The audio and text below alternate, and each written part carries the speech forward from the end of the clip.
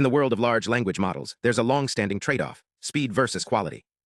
Autoregressive models, like the ones powering most of today's AI, generate text one token at a time, left to right. This ensures high coherence and strong performance, but it's painfully slow. Parallel decoding, the dream of faster inference, has long been hindered by a fundamental problem. How do you decode multiple tokens at once without breaking the logical flow of language? Enter masked diffusion models, or MDMs, models that try to break this bottleneck by learning to reconstruct sequences from a fully masked input. Instead of predicting one token at a time, they denoise the entire sequence in parallel. Theoretically, this should be faster. But in practice, two major issues have held MDMs back. First, they can't use key-value caching. That's a critical optimization in autoregressive models. Because MDMs rely on bidirectional attention, allowing them to look at the full context at once, they can't reuse cached KV states from previous steps. Each decoding iteration forces a full recomputation of the entire context. This kills efficiency. In many cases, MDMs are actually slower than their autoregressive counterparts. Second, they suffer from incoherent generation. When you decode multiple tokens in parallel, you assume they're conditionally independent. Each token's probability depends only on the prompt and not on others. But in reality, nearby tokens are deeply coupled. The phrase "at once" is coherent. But "write once"? That's nonsense.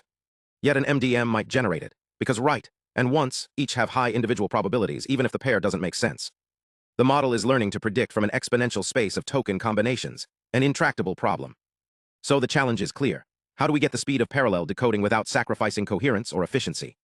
The answer lies in rethinking the unit of parallelism. Most MDMs operate at the token level, selecting individual tokens to decode in parallel. But what if we stepped up the scale? What if we grouped tokens into slots, fixed-length, contiguous subsequences, and treated those as the unit of parallel decoding? That's the core idea behind REFUSION, a new masked diffusion model that elevates parallel decoding from the token level to a higher slot level. Here's how it works. At each decoding step, REFUSION performs a two-part process: plan and infill. First, the diffusion-based planning step.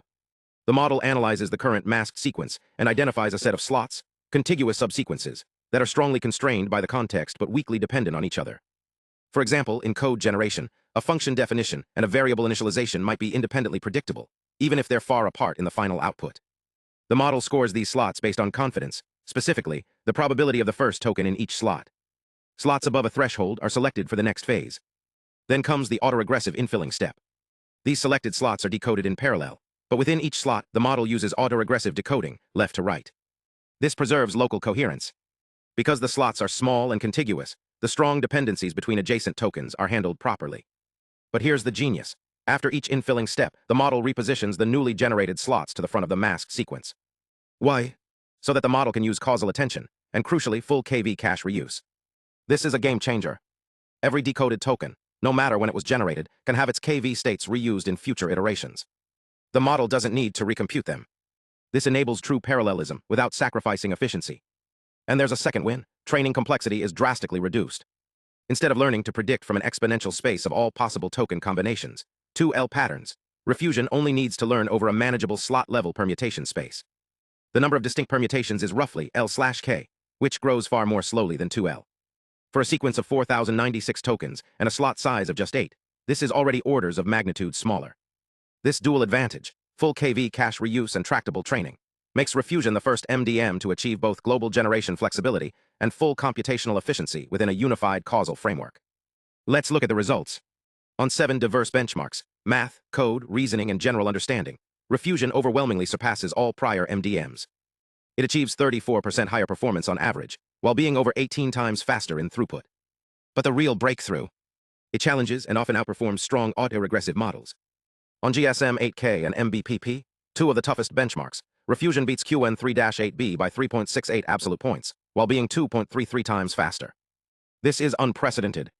For the first time, a non-autoregressive model breaks the long-standing trade-off between speed and quality. How do we know this isn't just due to better data or initialization? We conducted controlled comparisons. We retrained LLADA, BD3LMs, and even Dream7B instruct, using the same QN3-8B backbone and identical data. Even with a smaller dataset and no pre-training, REFUSION still outperforms them all, often by large margins. On human eval, it's nearly 16 points ahead and 1.9 times faster. This proves that the architecture, specifically the slot-based plan-and-infill framework, is the real driver of success. And it's not just about performance. It's about how the model thinks. In a case study, REFUSION is asked to write a function that sums all amicable numbers up to a given limit. The model doesn't just generate tokens in order. It plans globally.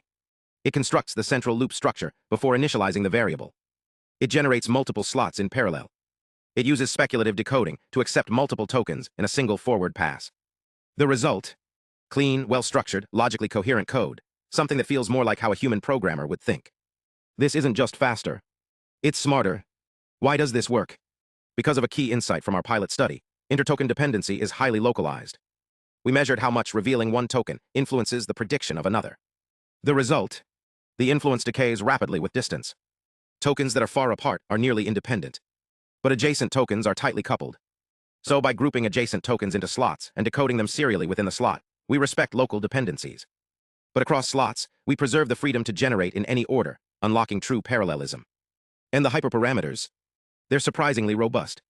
Varying the slot size, selection threshold, or acceptance threshold shows a wide sweet spot where REFUSION consistently beats the baseline in both performance and speed. One final test, KV cache reuse. Our default approach concatenates the KV caches of parallel-generated slots. No recomputation. Surprisingly, this gives a 1.16 to 1, 33 times speedup, with no performance loss and sometimes even a slight improvement. Why? Because by avoiding overconditioning on potentially flawed drafts, the model becomes more robust. It's not just a speed hack, it's a form of implicit regularization. In conclusion, REFUSION isn't just another MDM. It's a paradigm shift. It combines the planning power of diffusion models with the coherence of autoregressive decoding, all while achieving full KV cache reuse and tractable training. It's the first model to simultaneously deliver speed, coherence, and high performance, bridging the gap between MDMs and ARMs. And this is just the beginning. Future work will explore scaling to larger models, using reinforcement learning to optimize planning policies, and even introducing dynamic remasking for iterative refinement. REFUSION doesn't just accelerate inference. It redefines what's possible in generative modeling. The future of language models isn't just faster. It's smarter, more flexible, and more efficient, all at once. And that's the power of REFUSION.